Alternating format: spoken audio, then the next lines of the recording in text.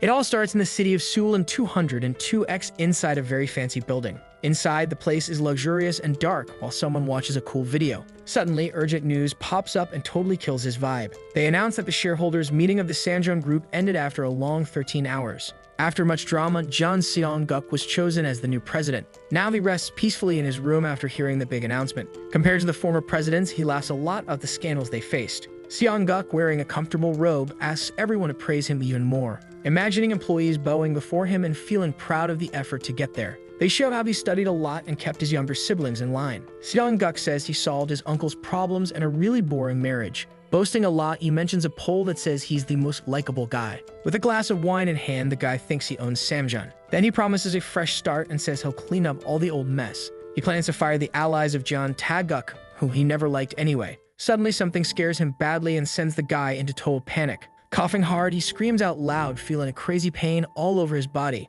With a sharp pain in his chest, Seong-guk collapses on the floor breathless. Stunned, he stares at something so strange it feels unbelievable. It's revealed that his grandfather, the founder of Sanjeon Group, died of a heart attack. Seong-guk swears something like that would never happen to him. Right after, someone calls a baby and gently touches its little face. A young couple admires the tiny newborn who looks very cute. That's Seong-guk, who just reincarnated as a small baby. Desperate, he screams loudly, trying to understand what happened to him. But the new parents only see the baby crying non-stop there. The scene shifts to several simple homes in a poorer part of the city, where a mother looks at her son and smiles with deep affection in her eyes. Thinking he's too adorable, she gives him a very cute nickname. Kim So-young, 21 years old, asks if the dad thinks the baby is cute too. Jeon Ji-seong, the father, says he's cuter than celebrity babies. The mother says Seong-guk is lucky to be such a charming baby. After that, the two look at the little one who's sleeping peacefully. Annoyed, the baby thinks luck doesn't explain anything about this situation. Ji-seong notices that the boy threw the pacifier really far away. Seong-guk is way too outraged about this new baby life. Feeling really down, he remembers the strong body he had in his past life. Before, he was tall and perfect, but now he's a chubby baby. All of this feels like a horrible nightmare to him at the moment. He thinks this situation is ridiculous and hard to bear now. The young couple, both former orphans, laugh about becoming parents even without much money. Seong-guk thinks about the expensive wine he used to drink to celebrate. Now the mother says it's time for the baby to have his milk. The baby complains a lot about the bad taste of the formula milk, but soon he starts liking it and feels quite satisfied with it. Drinking it all, he realizes how annoying it is to have to eat like this. The parents cheer happily that he's eating so well now. Ji-seong kisses the baby and Seong-guk hates all that affection from him. Remembering his adult life, he thinks all this is totally absurd. The worst part for him is the overly affectionate way of his new parents in this life. While the couple spoils the baby, he thinks they're way too affectionate. Lying quietly, Seong-guk reflects on having parents for the first time now. Alone in his thoughts, he remembers something really heavy from the past. His biological parents abandoned him when he was still very little. The mother says he has to manage on his own and that she's going to work. Ji-seong says the oldest always has to take care of the younger ones. To the youngest brother, he tells him to ask Tae-guk for help if needed. Just remembering that makes his anger grow a lot in that moment. Seong-guk thinks it's not the time to get emotional over that. With teary eyes, he can't fall asleep now. Even so, they say babies always end up falling asleep quickly. Noticing he's tired, the mother suggests resting right after that. Admiring the sleeping son, she tells the father to relax a bit too. The couple plans something together while she complains about his work. Ji-seong turns on the TV and asks her to enjoy the moment with him. A news report talks about a scandal involving President Jeon Ji-seong. They mention bribery and a major investigation against the president on TV. They show a mysterious man wearing sunglasses and a hat on the screen. Ji-seong was interrogated, and that makes the baby wake up suddenly. Too scared, Seong-guk sits up to see the TV now. So-young asks the father if he saw the baby sit up by himself like that. On the screen, his grandfather's face appears and leaves him in total shock. The family watches the news talking about a scandal in the Samjeon company. Jeon Ji-seong appears in court due to serious corruption charges involving politicians. Seong-guk thinks all of this is a ridiculous joke and laughs to himself. He sees the man on TV and is sure it's his grandfather, who had already died. The boy is shocked by the scene while the mother watches him worriedly from the corner. He says he would never forget his grandfather's striking face, no way. Then he starts remembering the year he turned 10 years old. The grandfather was caught giving expensive gifts to politicians and had to go to court. Seong-guk reflects on how money and the right connections rule everything in this world. He thinks it's way too stupid to want to get rich slowly through hard, honest work. In his view, only broke people believe in that silly dream of poor couples. When he was little, Seong-guk pushed his grandfather's wheelchair in the crowded courtroom. That was just a well-staged play to fool those watching the trial. On that remarkable day, the boy showed he was the official successor of Jeon Ji-seong. Seong-guk ended up taking the place that belonged to his grandfather and his father before. But now seeing John Tae-guk on screen, he's surprised and speechless. Furious, he keeps insulting his brother, calling him greedy and empty-headed. Tae-guk went to study abroad but ended up getting lost in nonsense over there. Seong-guk blames him for wanting to steal his place without deserving it and arrogantly. But the real problem wasn't suddenly turning into a baby out of nowhere like this. The boy wonders if he's gone back in time while his parents speak loudly to him. He screams loudly, furious that they stole his future and his former position. Seong-guk's new father calls in with a voice full of concern. After all this, the boy refuses the apple juice that the mother insistently offers. He tells her to stop messing up his plans, leaving her embarrassed. The woman gets sad about it and softly murmurs her son's name. At that exact moment, the father comes home tired from work. The man brings leftover meat from his job, where he works as an experienced chef. He wants to cook a really nice dish to cheer up his wife after everything. But she immediately says the problem is Seong-guk again, and he sighs. The father asks if the boy is still glued to the TV all day without stopping. The mother says he gets angry and cries if they change the news channel. The man suggests playing hide and seek with the boy to distract him a bit. Seong-guk holds his father's hand without much interest, but soon he demands the TV be turned back on, scaring the man on the spot. The boy says he doesn't have time for silly games right now. He needs to chase after important information to understand what's going on. Seong-guk wants to know exactly what's happening in the world out there right now, especially about his grandfather and the so-called simian group he heard about. The boy searches for useful clues to return to his original body from before. The mother tells him to stop with that and turns off the television mercilessly. She complains that he hasn't eaten anything all day and is way too skinny. Then she holds the baby in her arms tightly while he cries loudly without stopping. Seong-guk asks his mother to let him go already and stop struggling a little. He feels robbed because Tae-guk took his place in everything that was his. The boy wants everything he lost back from this crazy mess his life turned into. The woman tells the protagonist to rest a bit and clear his head for now. Tomorrow he can go back to watching the news, she assures him in a calm voice. The boy thinks that turning into a baby made him dumber and more confused than ever. He complains that his emotions are out of control and he can't take it anymore. When the mother gently caresses his head, he instantly knocks out fast.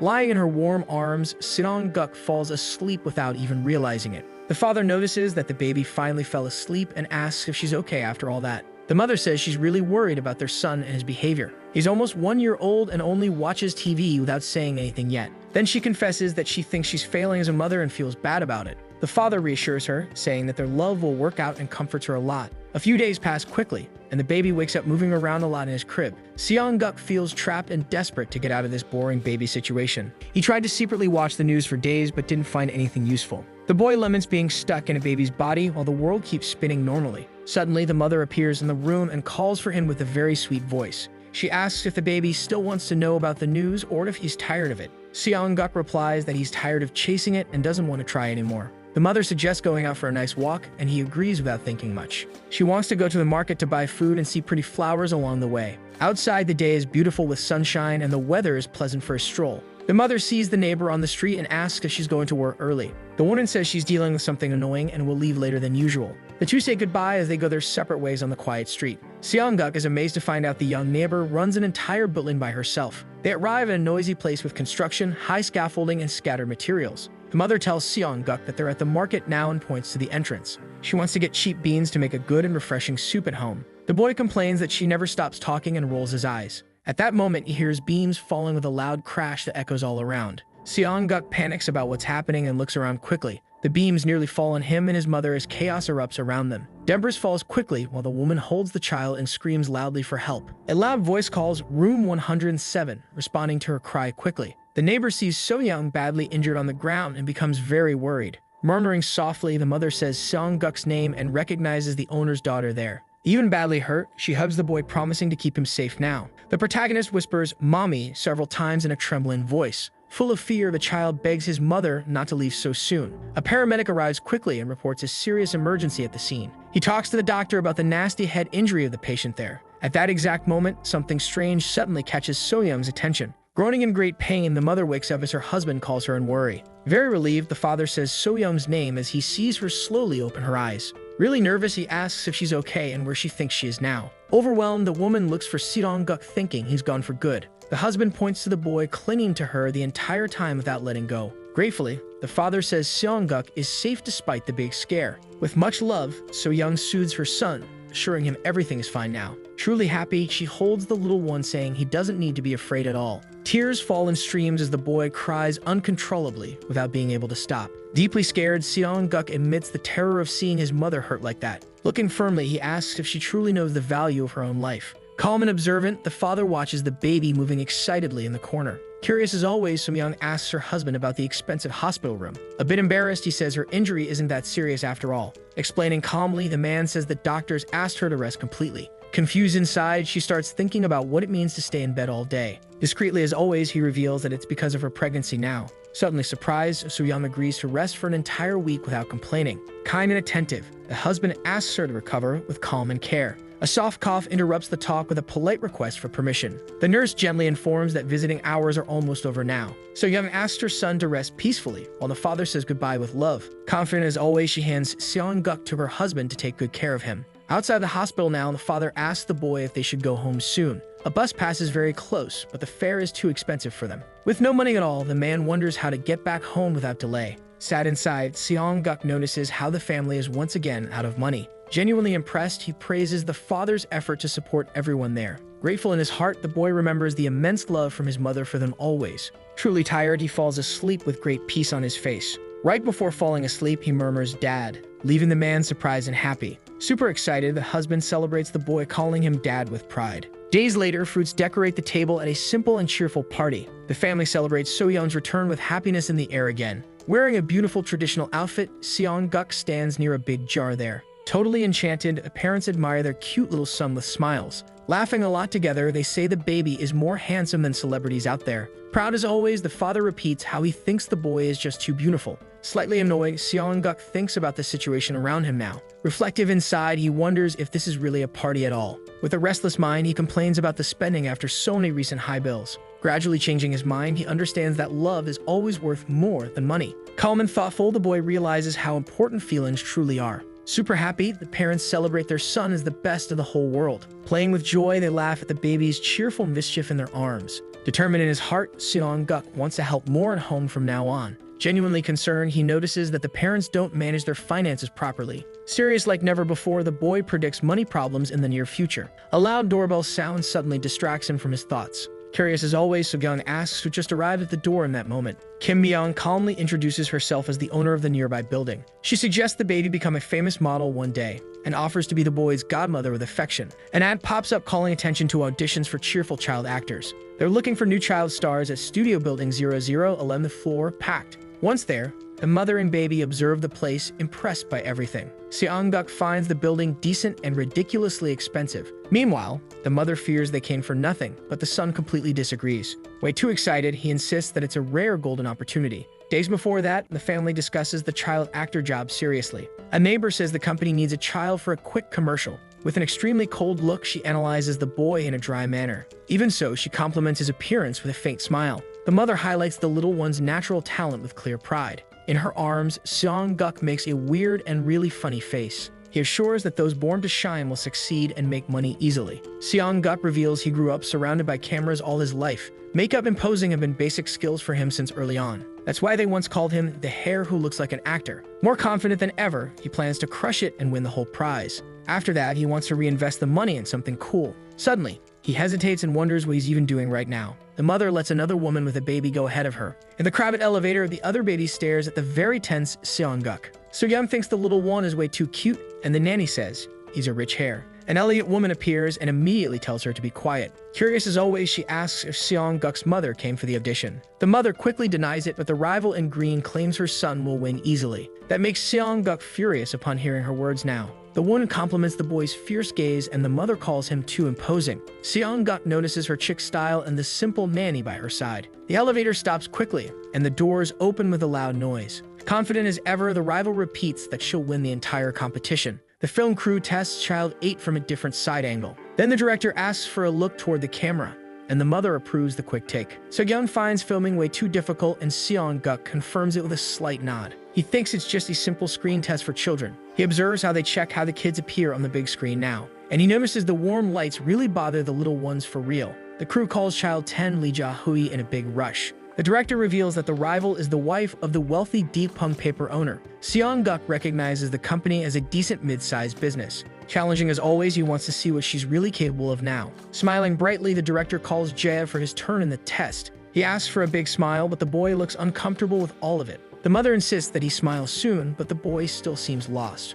Right after that, he bursts into loud, non-stop crying. The director says the crying is ruining the whole shoot now. The mother quickly disagrees and firmly asks the crew for patience. Other children wait anxiously, but she complains about the staff's rush. A man is now analyzing the baby's files with full attention. He asks the assistant to take the mother and the child outside right away. Furious like never before, she hears that the auditions will continue without her. The man calls Seong-guk loudly and So-young responds immediately with pride. He steps onto the stage with clearly visible attitude and confidence. Then the director announces his turn in the audition with a clear voice now. The mother smiles happily and murmurs her son's name softly. At that very moment, the rival bumps into So-young to get a better look at everything. Seong-guk promises to show how real success is done. He shines with cuteness and energy that charm everyone there. The man in blue and the mother are surprised by his talent, prompting the man to suggest the boy come closer to him quickly now. He compliments the side profile shots, which are coming out absolutely great. He asks for a cute pose and Seong-guk nails it with his stylish rocket jacket. The crew brings props to highlight his pose even more now. Truly impressed, the man finds everything amazing and way too perfect. Meanwhile, the rival with brown hair gets irritated hearing that Seong-guk is a born genius. The director quickly calls the child a genius and wants to sign a contract right away. Surprised, the mother asks if Seong-guk is really that good. Soon a man rushes over to speak with her. Kwak Jo-na introduces himself with an enthusiastic smile. Eager to sign the contract, he questions the conditions. Suspicious, the mother finds everything strange. Acknowledging the exaggeration, Kwak Jo-na highlights Seong-guk's talent. Amazed, he reports the boy's success in front of the cameras. Confidently, the man says the protagonist understood everything, and the boy agrees. Excited, Kwak Jo-na celebrates the possibility of working with the boy. Meanwhile, the mother gets lost in all the excitement. Bothered, she protests against what looks like a predetermined winner. Determined, the woman bets everything on Dawi as the best. The moment arrives to present the finalists, Seong-guk and Lee Jae-hee. Someone tells the family to wait in a side room. Tense, So-young senses the pressure in the air. Proud, she says her son's a finalist and considers him talented. Confident, the protagonist guarantees that no one can beat him. Nervous, the mother begins to doubt while an older woman watches. Kindly, the elderly woman asks if So-young needs anything, and she mentions the restroom. Helpful, the older woman assists the busy mother and suggests she go quickly. Curious, the elderly woman praises Seong-guk's impressive demeanor, but the other woman doubts what she's hearing. Annoyed, she protests against the comparison of her son to the protagonist. Furious, she threatens to fire the elderly woman because of it. Critical, the woman keeps talking, and the elderly lady admits her mistake. With a joke, Seong-guk expresses the wish to cheer the woman up with a gesture. Then the assistant director appears, embarrassed, offering apologies. Worried, the woman was about to call someone, but the man goes to find the person in charge. Determined, the assistant runs to get whoever is responsible for Seong-guk. Calmly, she explains that the mother left the boy with the elderly woman to talk. Honestly, the woman says she entered the competition to create memories with Jae-hee. Curious, the assistant asks if that's fair. Surprised, the protagonist hears the woman say that Jae-hee already won. Hesitant, the man agrees, but Seong-guk asks if it's true. It's revealed that the model was already chosen and the audition is just for show. The scheme of using children in a fake show is revealed. Cautiously, the man asks the woman to avoid trouble with the director. It's clear the boy has many awards while the director controls everything. Confident, the man says the child was well prepared, but the mother promises a tutor. Calm, the other mother wants a tutor for her son too. Sure of himself, the assistant thinks Jae-hee is better than the protagonist. Suggesting practice, the man sees the boy confused. Asking for calm, he tells Seong-guk to repeat something, and the boy gets nervous. Sneaky, the assistant gives a sly smile. Announced, the final audition shifts the mood to competition. It's decided the winner will be whoever speaks the lines with naturalness. Excited, Seong-guk's mother asks him to focus, and he gives a thumbs up. Loudly, the director shouts action to begin everything. It's explained that the test evaluates how well babies follow instructions. Guiding, the man adjusts the baby's position in front of the camera. Correcting, the woman says the boy is on the wrong side. Decisively, Kwak Jo-na suggests starting with Seong-guk and leaving the baby for later. Firmly, the director asks the assistant to read the lines, and he confirms. By comparison, the already rehearsed Jae-hee seems much better than the protagonist. The man thinks Seong-guk won't be able to say "at-pad," but happily the boy repeats it clearly with a huge smile. Shocked, the assistant didn't expect that reaction. Satisfied with it, the director says Seong-guk managed to truly surprise everyone. But Jae-hee's mother requests that they give her son another chance. The director, tired of the argument, observes how the baby is being held. He encourages the boy to try saying, "Daddy." Screaming, the child squirms while the mother holds him in her arms. Sadly, she lowers her head and says something is wrong. The woman swears she trained her son, but the director asks how. Resolutely, the assistant announces the end of the audition. He thanks and praises everyone's effort, and Seong-guk says it's over. Surprisingly, the announcement names Jae-hee as the winner. The protagonist is shocked and doesn't know what to say. The protagonist's mother is taken aback by the scene. She complains that something is off and can't believe what she's seeing. So Young defends her son, saying he nailed the audition. The assistant tries to calm everyone down but says being cute isn't enough to act. Jaegi's mother provokes, saying success only comes from appearance. Arrogantly, she questions the worth of the others there. Even so, she thinks second place is enough for someone simple. Another woman acknowledges the rival's effort. She's exhausted and decides to leave the place. With indignation, Seong-guk's mother expresses sadness over the cruelty she witnessed. The protagonist tries to cheer up his mother. With a smile, he announces that everything is still on track. In the middle of a rush, the director apologizes and calls for Seong-guk's mother. Nervous, the man insists on talking to her. The boy reveals that Ji was always the favorite from the start. Irritated, he declares that cheating always ends up winning. Full of confidence, he assures that a clever man aims for bigger goals. Anxiously, the director wants to talk about contacts with the mother. Together with the woman and the baby, he curses the guilty ones as scumbags. Sadly, he suggests the audition was rigged by powerful people. The man apologizes to the boy for showing him something wrong. Then the director calls the protagonist for a commercial next week.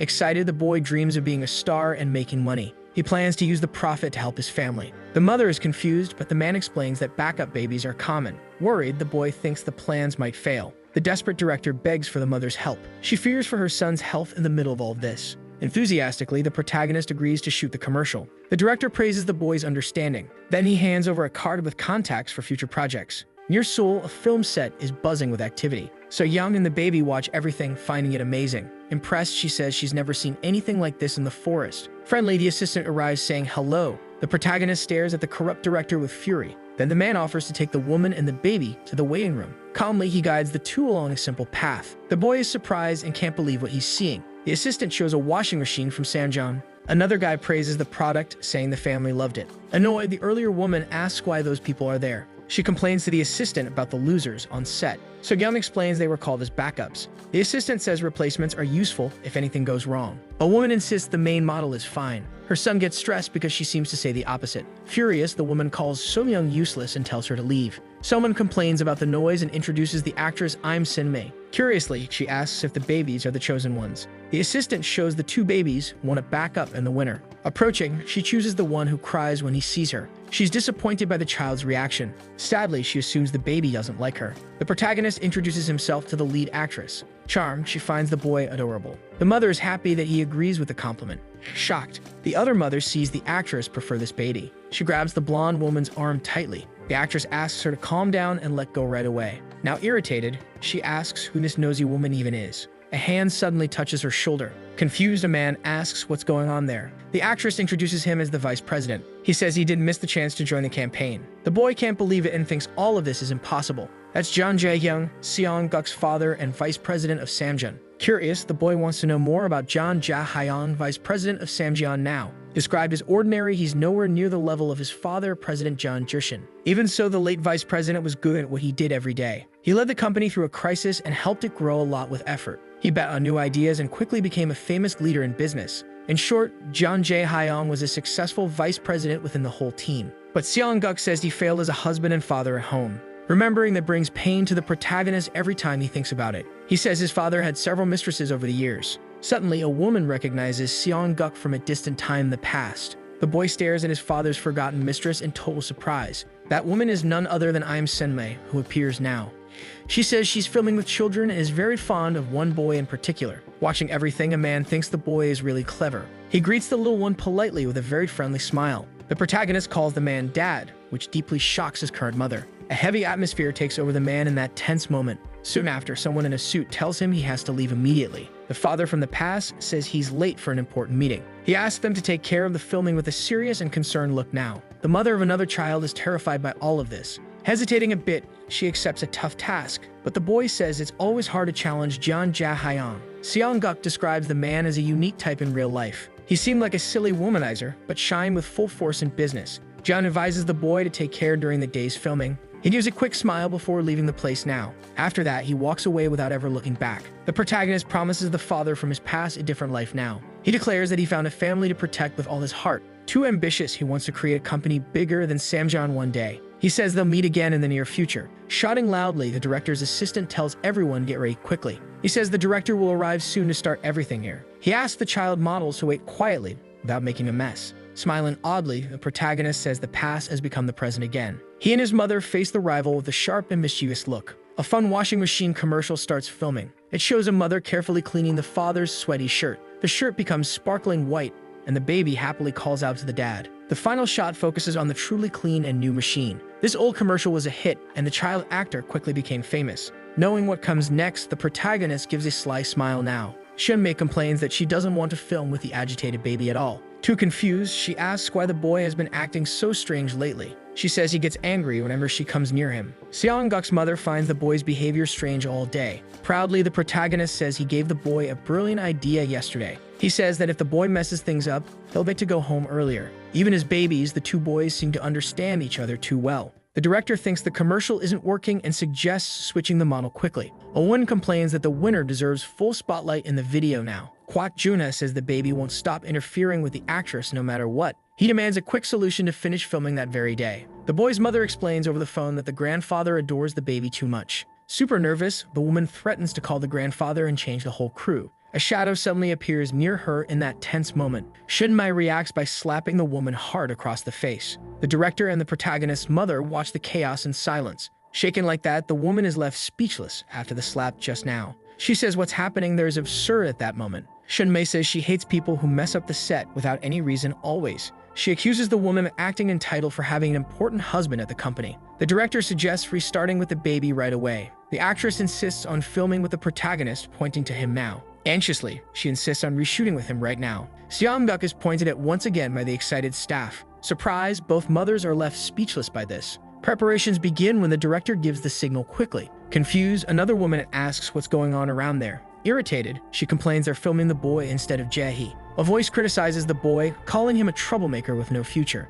So-young tries to protect the protagonist from that with total firmness. Suddenly, the camera shows a red light glowing brightly. Seong-guk says he's followed it to the end before calmly. Smiling, the protagonist looks into the lens with naturalness and confidence. Even so, the director thinks it's hard to act that quickly. The filming begins and Seon-mei speaks to the baby with gentle affection. Grabbing the clothes, the boy now lets out an extremely cute gaddy. Happy, the director cheers over the scene captured so well. The main camera follows the baby in action with focus. Tenderness fills the moment as the mother holds the little one in her arms. The baby's rosy cheeks steal the attention across the entire screen. Impressed, the director notices the smart boy's steady gaze. The actress admires Seong-guk with a wide smile. In disbelief, she wonders how he can act so well. Showing a card, the assistant guides the scene clearly. Excited, Seon-mei says the baby truly loves clean clothes. Presenting the product, she calls it trustworthy for everyone. Together, mother and baby smile to wrap up the shoot with charm. Satisfied, the director praised the perfect result this time. The whole team finds the performance amazing and very cool. Even so, someone finds it all ridiculous for some reason. The furious woman complains angrily about the choice of the protagonist. Kwak Juna questions the boy as a rookie actor with no experience. Tired, So-young and her son look worn out after all this. Someone tries to calm Seong-guk's mother with kind words. Shunmei criticizes an actress, saying she never improves. A woman mocks the other child loudly during the shoot. Praising the protagonist, the actress compares him to the weaker rival. The other boy's mother curses the crew out loud. Demanding answers, she confronts the assistant with a serious tone. Kwak Juna complains about his salary with disgust and a grimace. Calmly, the man suggests talking later somewhere else. The woman criticizes the commercial as something really bad. She threatens to sue and increases the tension with loud shouting. Apologizing, the director speaks gently to Seong-guk's mother. Grateful, she says the man worked really hard for them. Kwak Juna thanks the protagonist for the success with sincere emotion. Informing everyone he gives permission to leave right now. Cheerfully, the baby enjoys the ride home with a happy So-young. The boy notices his mother's fatigue and asks her to rest. Smiling, Seon-mei now watches the pair with shining eyes. Offering a ride, she invites them into her van. The baby drools a lot while sleeping peacefully in the back seat. Chatting in the car, the woman finds the little one's sleep too cute. So-young thanks her warmly and talks to Sin-mei the whole way. Confused, she hears that the boy deserves congratulations himself. Shunmei praises the boy's performance with pride. Truly impressed, she highlights his talent with the camera. The actress observes everything and notices the perfect harmony between the two. With admiration, she praises the boy's full presence on screen. Shunmei firmly declares and now calls the boy a complete actor. The mother is startled and takes in the compliment about her son with surprise. Excited, Seon-mei suggests something new while talking to So-young. The protagonist slowly wakes up and opens his still sleepy eyes. The actress proposes something mysterious and leaves a suspenseful air. Mother and boy are truly shocked by what she said. The boy lights up with excitement and asks eagerly if it's real. Returning to the cheerful family's home, The neighbor arrives showing money and says it's 4 million won. Everyone is surprised by the smart baby's high payment. This little one earned 1 million more than the parents expected. Someone comments that choosing a baby actor was truly a genius idea. The protagonist smiles and says money is the best thing in life. The family discusses together how to use the 4 million won. The father is happy because he's never had that much money in his hands before, but the mother seems uneasy with everything happening now. He asks what's wrong as she quickly calls the landlord. The mother shows a card that actress Im Sin-mi gave her last night. Shocked, the landlord stares at the famous actress's business card. That card is from Sinsung Entertainment, the actress's agency. So-kyung says Im Sin-mi really liked their cute baby and wants to make him an exclusive actor for her company soon. Curious, the landlord asks if that's really true. The father says maybe they want to make the baby famous and the mother isn't sure. The neighbor finds the little one's success incredible and happily supports him. Then she promises to investigate more about this strange situation now. The woman says she's heard about Sinsung Entertainment before and plans to check who's in charge there and how they treat rookie actors. So-kyung thanks her for the support, and the protagonist is impressed by her effort. The neighbor congratulates the baby for his first job in a cool commercial. She says the video will be out in 2 weeks and runs off to handle something. In a hurry, So-kyung waves goodbye to the family quickly. The landlord asks if the mother is okay, and she shakes her head no. Curious, the mother wants to know why they're getting so much help like this. The neighbor says she saw talent in the baby and always supported the young couple. She simply wanted to give them some support during this special moment. Alone since she was young, she saved money to buy that old property. The woman thanks them for moving nearby and wishes them success. She was just being curious, and So-kyung doesn't need to worry about that. Surprised, the mother listens to all of this attentively now and asks if she can call the other woman Ani like a cool older sister. The neighbor wants to treat them like family and even cook something delicious later. Delighted, she talks about the warmth of that lively home and accepts the nickname Ani with a big smile on her lips. The protagonist hears the two of them deciding how they'll call each other from now on. The father just observes and asks what the boy is doing there standing still. Together, they talk about the nice weather outside. A message shows that 2 weeks had already flown by since that day. The father says the store closed earlier so the family could enjoy themselves. He calls the boss, who owns a good food store. Grateful, the father thanks him for closing early so they could all watch the commercial together. The boss says the store's big TV will help everyone watch. Excited, the man wants to see his son's first commercial on the big screen now. Ani arrives running and asks if she's not late for the premiere. So-kyung invites her in to watch with the gathered family and says she arrived at just the right time because it feels like a movie is starting. The father announces that the commercial is about to start and asks everyone to sit down quickly. Someone comments on the nice weather outside, but the laundry at home is dirty. In the commercial, Soon-mi asks her son what to do about the mess. Seong-guk's mother points to him on the TV, full of motherly pride. The video features a new washing machine that solves everything quickly. The actress talks about the baby's clothes and he calls out to his dad on screen. Smiling, the little one looks at the camera with a lot of charm. The family watches the commercial full of excitement and cheers. The boss shouts that the clothes came out perfect with that new washing machine. Ani thinks the commercial is absolutely amazing and claps hard now. Seong-guk praises the editing and bets it could even win a good prize. The father tells his son that he's super proud of him in this special moment and says the boy is handsome and well-mannered, but the little one asks him to stop. The boss answers the phone and says the store is closed today, but he's shocked by something he hears on the other end of the line now. The director says he filmed with Seong-guk and knows everyone watched together. He called because he has something urgent to discuss with the smart boy's family. A smiling young man appears holding a piece of paper in his hand at the end. The next day, the director thanks them for such a special visit. The couple happily return the gesture for having been invited to the station. Kwak Junha gets curious and asks how Seong-guk is doing. All excited, the boy shouts director at the man with enthusiasm. Noticing the protagonist is more talkative, the mother thinks he's learning fast. According to her, little Seong-guk murmurs all day non-stop. The director believes the boy can now get much bigger lines. Soon he predicts the boy will recite any script with ease. Eager to see Seong-guk grow, the man invites everyone to sit down. Explaining the reason, he reveals a show with the boy as the star, called Just Baby. The project already has its title set. It's a fun reality show about taking care of little kids. 5 famous idols will live daily with Seong-guk. Full of excitement, the director says he'll introduce the group now. Suddenly, someone appears to introduce themselves to everyone.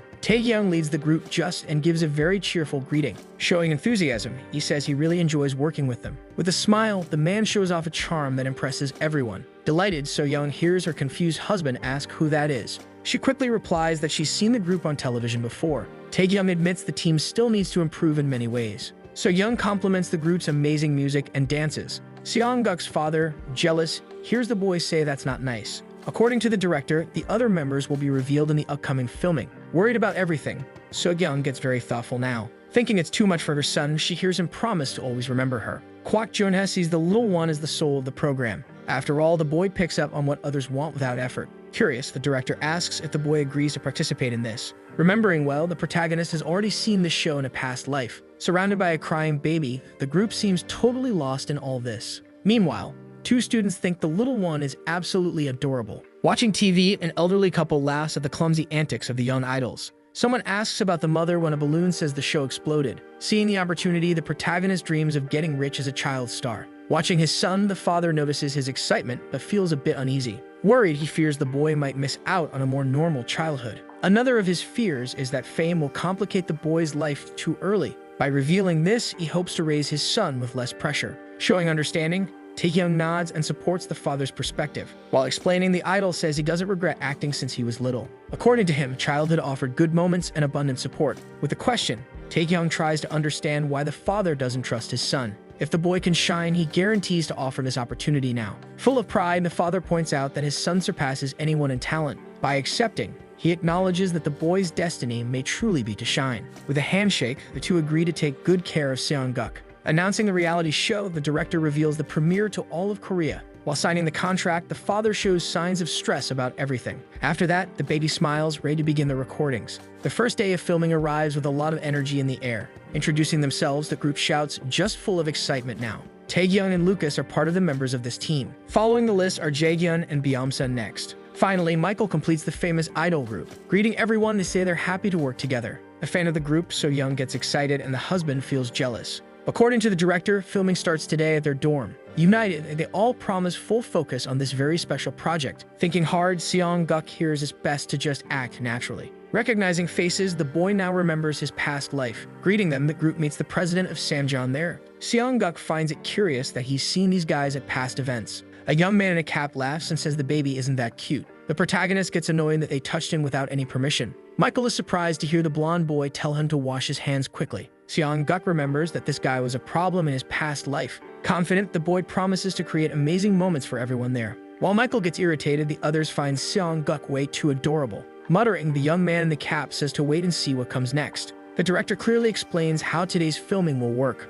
For 3 days, the group will shoot scenes and then the episodes will be edited. He says today we'll focus on general shots because the sun is strong. When night falls, the crew will leave and surveillance cameras will take over. Kwak Junha suggests a nearby hotel for Seong-guk's parents to stay in. He promises total care for the boy and asks the anxious mother for trust. One man asks if that's all, and the other replies of course quickly. Excited, everyone agrees to give their best to make the project work. The assistant says the first scene will later get a voiceover from an actor. 5 young men live in a semi-basement in Seoul and dream of becoming idols. Suddenly, a baby appears and surprises the whole group there. Named Seong-guk, the little one stares at the blonde guy with curious eyes. Meanwhile, the boys watch the baby sitting alone on the floor. The mother asks about lines, but the assistant explains the reality show style. Observing the little one, he notices the lack of reaction, and the director asks for calm. The pink-haired youth announces that the cameras are rolling and the blonde guy runs out of ideas. In his thoughts, the boy believes the newcomers are lost in this situation. Deciding to take the lead, he steps up in this new and strange environment.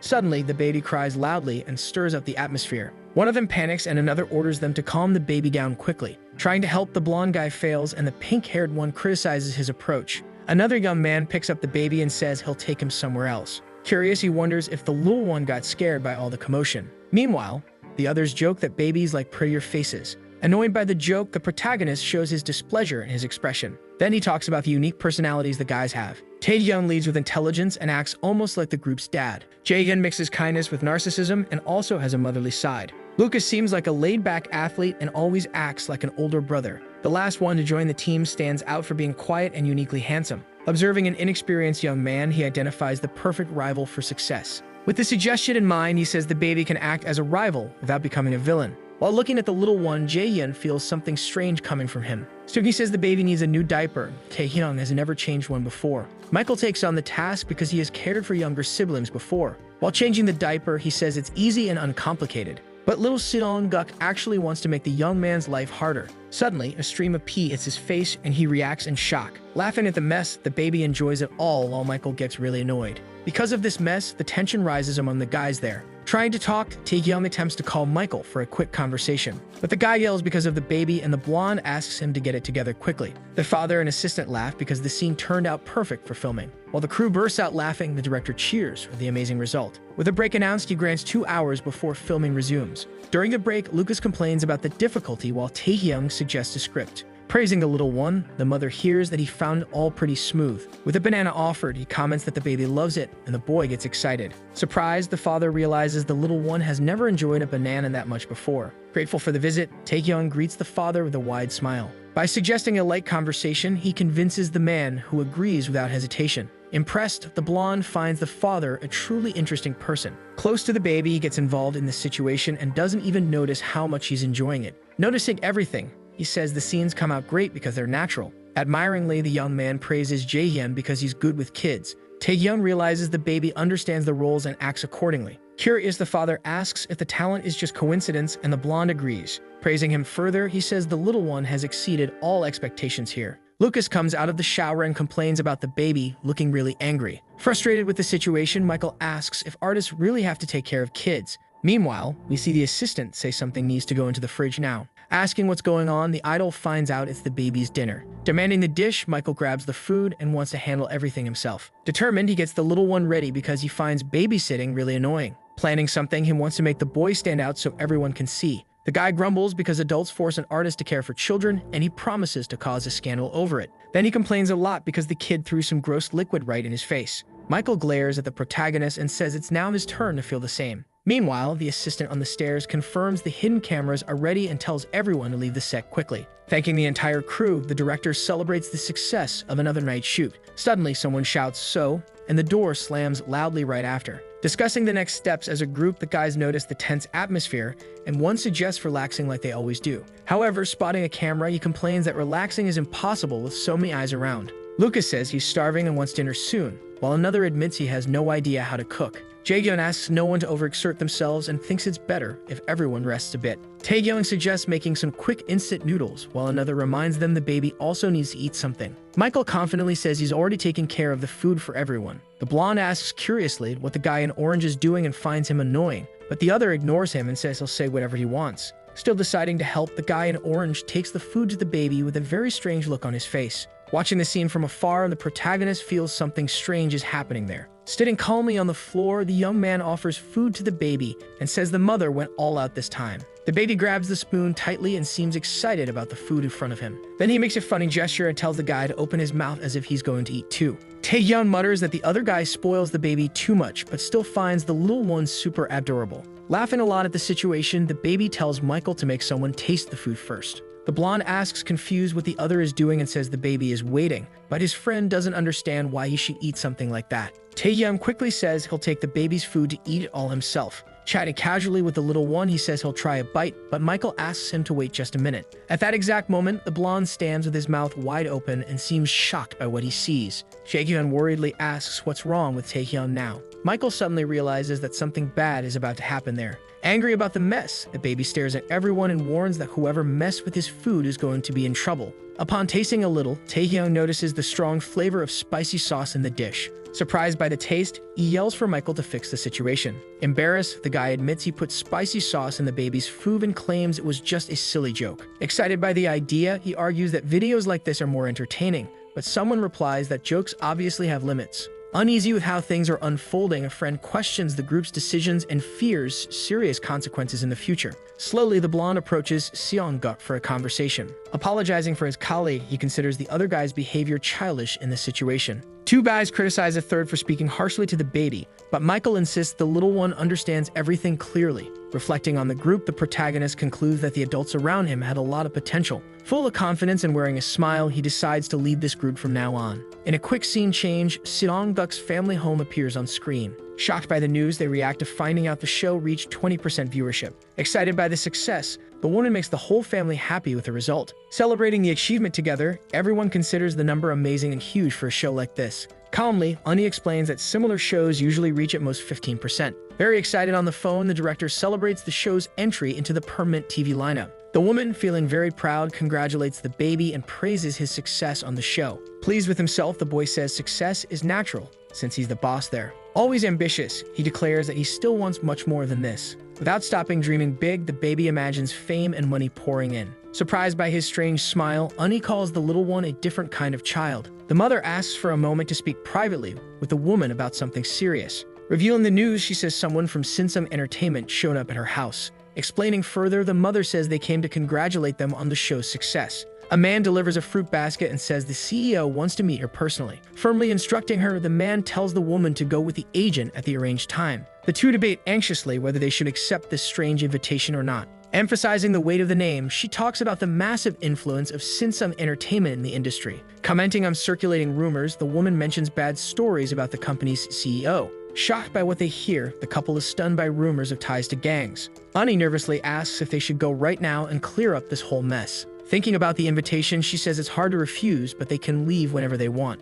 Worried about all of this, the baby slowly says the company's name, then the CEO's. Recognizing the name from somewhere, he wonders if it's the same person he's heard of before. Arguing loudly, the mother and neighbor talk nonstop while the boy tries to calm them down. Surprised by the revelation, the woman finds out that the man is the father of the two main characters. Then a group of men in suits makes an offer and asks if everything's okay with her. Thinking of Shin Slung-toon, the protagonist says he's dangerous and advises against any contract with him. A man in a white suit invites the family to sit down, showing a very friendly smile. Ani thanks CEO Shin Sung-joon for the invitation, being very polite. Curious about the reason, Ani asks, and the CEO replies that he has something amazing for Seong-guk. Seong-guk looks confused, trying to remember if he already knows this strange man. But one agrees to hear more about what he wants to propose. Shin Sung-joon excitedly reveals that it's a super special contract. He explains that Seong-guk will be the highlight of Shinsung Entertainment, the biggest in Korea. Surprised by the idea, Ani hears that the contract lasts a full 10 years. The man lists famous actors from the agency, including the talented Sinmei.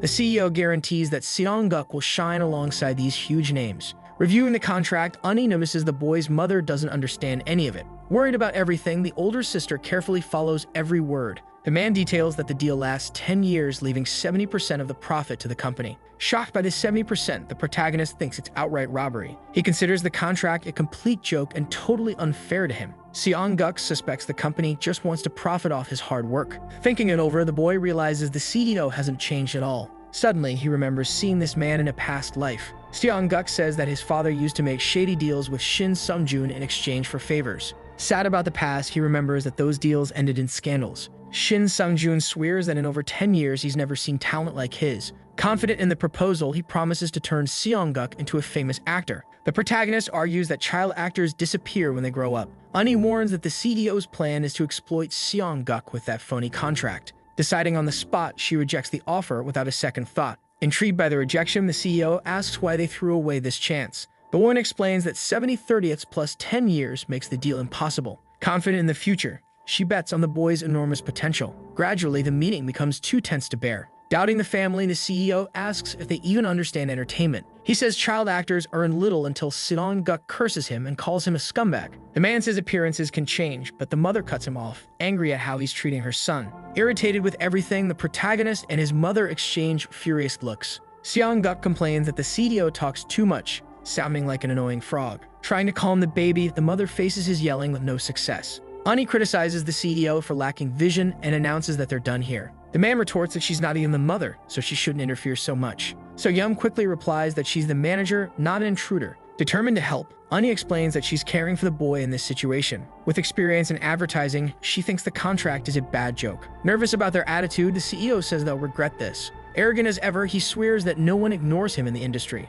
Shin Sung-joon says their choices reveal who they really are. Calm under pressure, Ani replies that time will show everything. Together and without hesitation, the manager and mother leave the building determined. Furious with the man, the woman calls him absolute trash. She says threatening a pregnant woman is something only a monster would do, and the baby agrees. Worried about the mother, Ani asks if she's okay, but So-young says she's faced worse. Knowing the industry, she says people like the CEO aren't worth the effort. Practical in her thinking, the manager suggests catching the bus nearby. Thinking about the future, the mother wonders if she can manage the boy. The protagonist thinks having her around would be really nice. He explains that finding someone trustworthy is rare when starting something. Confident in the plan, Seong-guk sees Ani as someone loyal and smart. To him, she has definitely proven herself worthy of trust. Modest about herself, the manager says she's not an expert in entertainment. Enchanted by her, the baby looks at her with eyes full of admiration. Excited in the moment, Seong-guk asks Ani to be his faithful partner. The mother smiles, saying Yoon the boy already likes her too much. Moved by the request,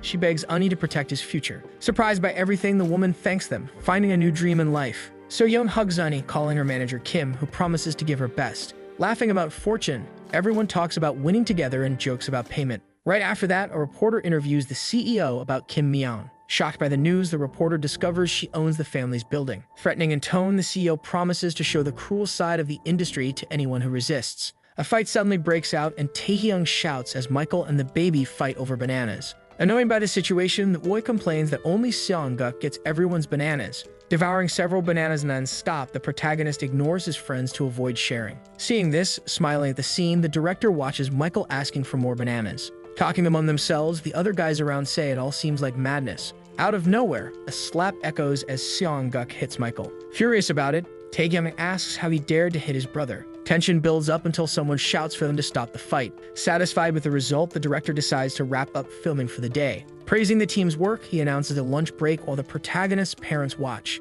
Seong-guk's mother arrives on set and calls out to her son. Curious about the pace, the director asks if she finds the work tiring, and the woman replies that she still enjoys the process. Worried about the effort, the man says the job is demanding and offers help if she needs it. Changing the subject, he asks when the baby is due, and she answers December or January. Interested in the conversation, the director decides to bring up Michael's performance. Laughing about the situation, he says the audience loves the fights between Michael and Seong-guk because they're like Tom and Jerry. Careful with the topic, the director asks if the chaos bothers the boy's mother. Calm in her answer, she says she trusts him and thought the fight was funny. Thanking him for his attention, the woman says goodbye and calmly leaves the set. Together with Lucas during the break, Taehyung starts talking about lunch excitedly. Meanwhile, Seong-guk sleeps deeply after eating so many bananas and ends up exhausted. Sleepy from the feast, the boy admits that the fruit made him very sleepy. Approaching angrily, Michael glares at Seong-guk and calls him bold because of the fight. Upset about the past, he yells that the protagonist hit him earlier for no reason. Responding slowly, Seong-guk says that Michael is rude and finds all of this funny.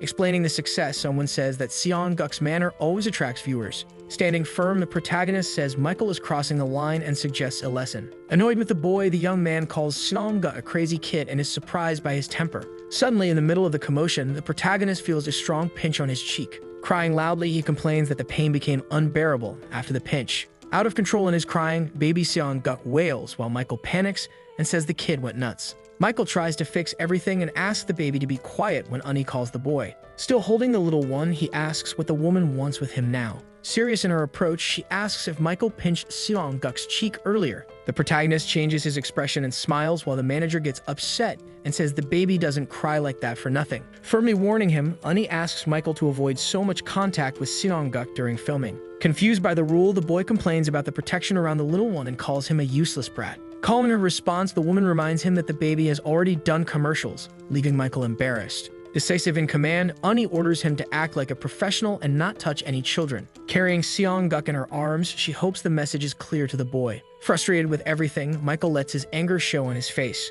Nervous about how things are going, he says he came to Korea to be a star, not to take care of babies. Complaining about the job, the boy feels trapped and hates his current situation. Thinking about the future, Michael considers quitting the project to escape the discomfort. The phone suddenly rings, interrupting, and he answers impatiently, saying he's busy. Repeating the excuse, he insists that he can't talk to anyone right now. His face changes with surprise upon receiving news from Sungdong Entertainment. Then we see a view showing the company's building prominently. Thanking everyone for being there, the man greets those attending the important meeting. Happy with the moment, he values the team's time and Taehyung smiles politely. Mentioning the little one, the director talks about the meeting with the family present, and the mood lightens. Revealing something new, he announces a performance bonus and is excited about the success. Excited by the numbers, the results show that Just Baby has over 50% viewership. Motivated by the response, everyone wants to shine until the final episode ends strong. Continuing with the agenda, the meeting brings up the plan for a special episode for the team. Excited by the idea, the new proposal follows a Christmas theme to please the audience.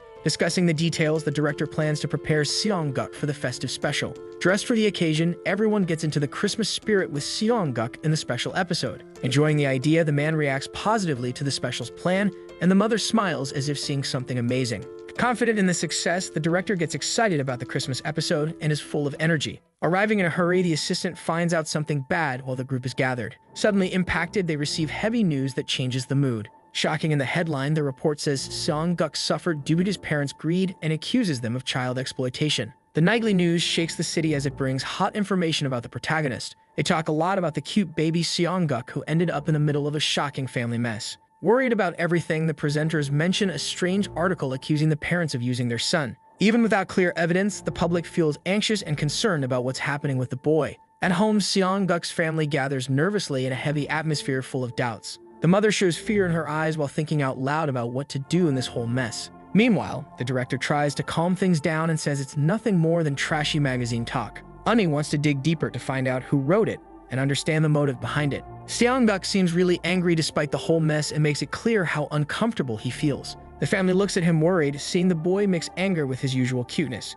Genuinely mad, the boy lets out a loud scream straight in the director's direction. He complains using the word person, leaving the man stunned and unsure how to react. The father thinks his son's blunt attitude causes problems but blames dirty campaigns driven by power. They need to hurry and find out who leaked the article and why to win this game quickly. The director asks for help from his contacts because the pressure is high and he wants to resolve it fast. Then the man agrees with the little one and admits that Seong-guk is right about this whole situation. It makes sense for the director and the network to lead the solution because the boy believes they have values. He warns that reporters will be hanging around for a while and suggests staying home as much as possible. Seong-guk needs to take a break from filming while the mother becomes distressed about his well-being. Ani promises to take care of the boy, and So-young sighs in relief at the extra help she receives. The manager talks with the director, who assures her he'll resolve everything quickly and asks her to stay calm. Kwok shows concern but insists it will be over soon and tries to cheer the young woman with comforting words. Night falls peacefully on the city, but the calm air hides what is still to come. On a dark and silent street, the assistant meets the director for a quick chat.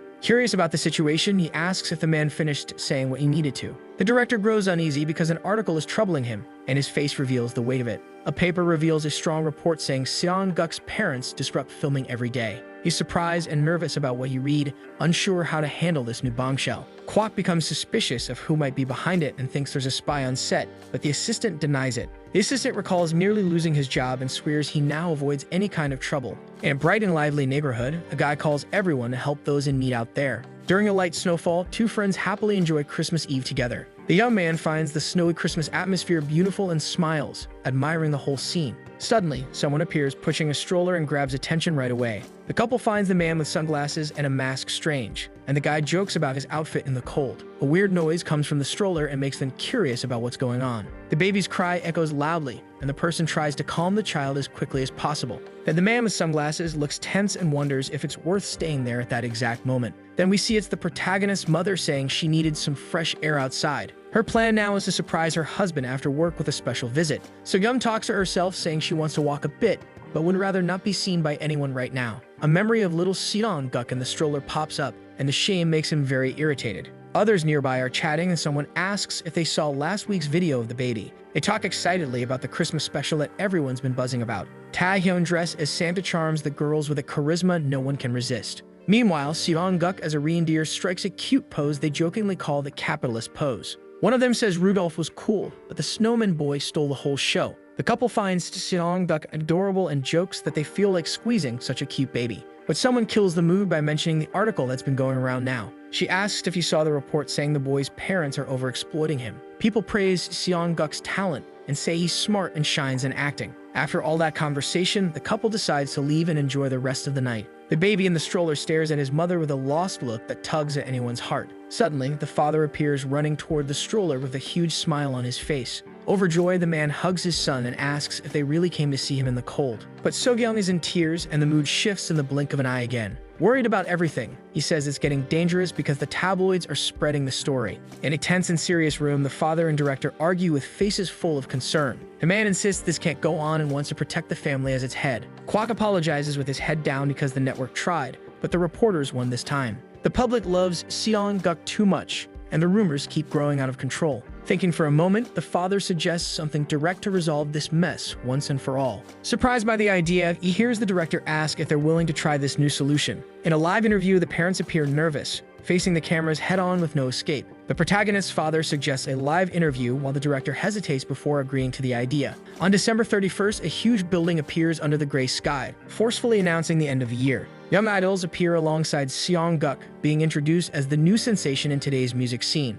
On the last day of the year, the boys play with the cute baby before the countdown arrives quickly. A message on the screen announces the Just Baby year-end special, promising to return soon. The assistant follows everything, watching the broadcast attentively from the studio screen. Changing the channel, he shows the studio with the live broadcast already running non-stop. Seongguk's parents get ready quickly, preparing themselves to face the interview soon. The assistant explains that the live broadcast will clarify all this recent confusion, reminding everyone that the director will arrive soon after filming something separately. He asks for calm, checking the equipment one last time before everything begins. The boy's mother shows increasing nervousness before the long-awaited interview. The father apologizes, but she asks why he's so worried. He thinks he caused trouble, while the woman calms him with kind and firm words. She praises her husband, saying he did well, leaving him flustered all of a sudden. Hugging Soyeon, he calls her amazing just as Uni arrives at the location. Already asking if everything's ready, she wonders if the youngest has prepared herself well. And commenting about the live surprise, Uni sees Seongguk smiling awkwardly there. The boy thought his parents were shy,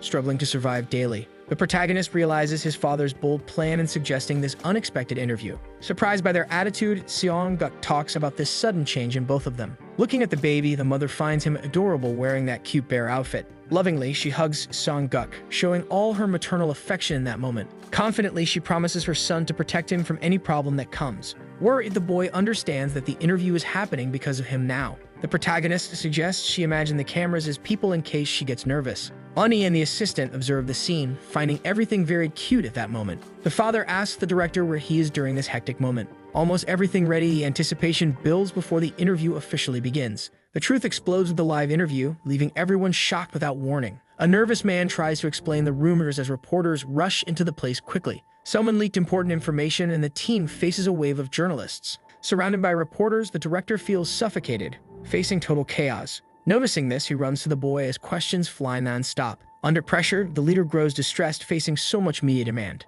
The director admits he tried to hold back the news, but couldn't stop everything. The reporters press on, and the press conference now tries to clear up this whole mess. Demanding answers, they leave Seongguk's parents very uncomfortable there. In the middle of the chaos, the father asks for silence because his pregnant wife needs peace. Begging for calm, he warns that the camera flashes are bothering her too much. Asking them to speak slowly, he answers better when a reporter asks something. The man explains that the bad news about the family is pure made-up lies. Telling their story, he and his wife grew up together in a humble orphanage. Working hard, the two fought to build a happy family through effort. The father reveals that a neighbor discovered Seongguk's talent by chance. He denies the rumors, saying they are not exploiting their son for money. Our reporter doubts it and demands proof to believe what the man is saying. Pushing further, he asks to see how much they've earned in their account. Feeling wrong, the protagonist gets upset by so much distrust now. Dressed like a little bear, Seongguk jumps off Soyeon's lap, angry with the reporters. Yelling at them to stop, the boy defends his parents with anger in his heart. He tells everyone to stop bothering his family right now. He wants to sue the reporters, but decides to let it go just this once.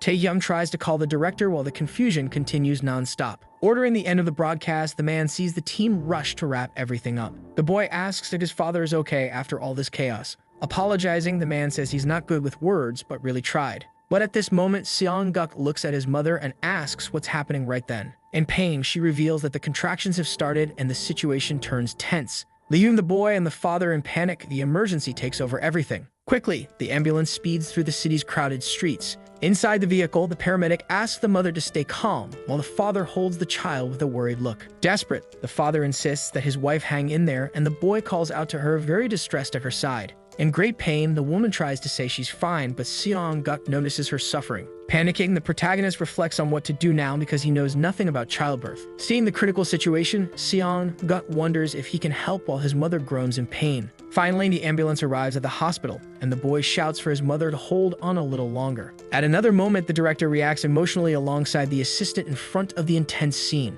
Sometime later, Seongguk holds the newborn baby, and everyone thinks the little brother is very cute. In the hospital room, the family observes the new member, and the parents smile happily at the little one. With a relieved smile, the assistant praises the mother and says she faced a great challenge. Lying in bed, she smiles back and assures she's fine because of the help she received. Looking at the baby, the man talks about his cuteness and says Minguk is just as handsome as Seongguk. Excited, he tries to touch the little one's cheeks and says they're so chubby. Quickly, his hand gets a light and unexpected slap from the protective boy. Holding his little brother, Seong-guk scolds the adult and warns him not to touch without care. With a serious look, the boy gives a firm order and tells him to wash his hands before touching the baby. Seeing this, the assistant is impressed and realizes that Seong-guk already acts like a proud older brother. In his mind, the protagonist remembers his past life and recalls that his siblings were just little brats. Looking at Min-guk, he becomes determined and promises to raise him properly with the help of Hyun. Then the director asks the child's father for permission and wants to know if he can film the two brothers. The man explains that the forums exploded after the live stream because everyone was talking about the mother and the baby. Thanking the father for agreeing, the cameraman gets ready to film and promises to capture everything properly. Suddenly, the father calls the director and asks why they ran off yesterday, but he asks for calm. According to the director, the problem is almost solved and there's no reason to worry anymore. The father reveals that they caught the culprit and throws a pager on the table, demanding a clear explanation. Then we see Michael being confronted by the team while the guy in the cap recognizes the device. The blonde guy starts saying that strange things are happening because team data is leaking in articles. Besides that, secret interviews ended up in the hands of reporters and the guy in the cap gets nervous. Michael asks what he did wrong, but the blonde rebuts that he disappears during the shootings. Then the blonde reveals he had someone watch Michael and leaves the guy in the cap shocked. With a firm look, the blonde continues saying they discovered something important because of that. Then they show Michael's connection with CEO Jung from Shinsum Entertainment in an unexpected way. The revelation catches Michael off guard and he's left speechless, visibly shaken. According to the blonde, the manager already suspected the CEO because the shady reporters had ties to Shinsum. To make things worse, the number on the pager came directly from the company and confirmed all suspicions. Outraged, they question Michael and don't understand how he helped someone so despicable. Confronting the guy, they demand explanations and want to know why he and the CEO did this. Both will have to face the consequences as headlines expose Shinsung's scandals. In the end, CEO Jung appears being escorted by the police and reporters surround him for answers. Desperate, the CEO yells at the cameras and swears he knows nothing about the accusations. Watching the scene, the father is shocked because the connection between Michael and the CEO deeply worries him. Calmly, the director talks about Michael and says Taehyung will bring him to apologize later. As an apology, the network paid for the hospital and also helped with other expenses. Still irritated, the father asks if they need anything else, but the director says everything is fine. Grateful for the private room, he thanks them and explains that now the family can stay together. Relieved, the man says the rumors are fading and that's already enough for them. Fortunately, things improve quickly because the father's interview showed the truth to the fans. Soon, Seong-guk's family receives support and many people root for them now. To close things out, the manager resolves everything and plans to sue the malicious reporters for justice. After the scare, the director explains the plans and gives the family 2 months off to rest. Worried, the father asks if that's too much time, but the director says they already have scenes filmed. Calmly, he tells the father to rest and enjoy his family without any stress. 2 months later, everyone is happy and Seong-guk takes care of Min-guk in preparation for their return. In spring, cherry blossoms bloom throughout the city and someone says it feels like the beginning of a new year. Watching the news, they talk about the flowers and someone else asks about any good news. The TV announces Seong-guk's return and a woman wonders if the show is coming back. A man confirms what's being said on the screen because news about the broadcast should come out soon. Hugging her husband from behind, she asks what he was watching with that curious look on his face. From behind, the man feels the embrace of the actress, who affectionately calls him darling. Curious, she wants to know what he was watching with so much focus on the television. On the screen, Seong-guk's smiling face appears, announcing the rerun of Just Baby. The guy asks if she knows that boy, and surprised, he hears the actress say that he's already forgotten the kid. She reminds him that the two of them met the little one on the set of a commercial, and the man agrees that it was him indeed. Pensive, the man murmurs that now he understands something, while the actress, not catching on, asks what he's talking about. He explains that he saw the boy around and found him intriguing for some reason that caught his attention. Smiling, the woman says that happens because the little one is a genius, and the man repeats genius, quite surprised. She assures that Seong-guk has talent to spare and believes he can become anything in the future. Skeptical, the guy asks if the boy is really that good and thinks he might just be a cute child actor. The actress admits that connections help the boy grow, but insists she knows how to recognize real talent. Besides that, she says that Shinsum Entertainment set something up against the kid and is now syncing with the CEO in jail. She reveals they tried to use the rookie like always, but this time it went wrong, and the man asks if she wasn't with that agency. Shenmei replies that she wants to leave because of that and thinks the contract terms were terrible anyway. Interested, the guy asks where she's going next and wants to know if she already has any plans in mind. With a clever smile, the woman says she has a good idea but plans to take things slow for now. Either way, she suggests investing in Seong-guk and thinks it wouldn't be a bad idea, while the man repeats invest, thinking out loud. Changing scenes, a neighborhood appears on the screen as someone yells, calling everyone to eat. The lunch of the day is seaweed soup, and soon a steaming pot appears releasing vapor.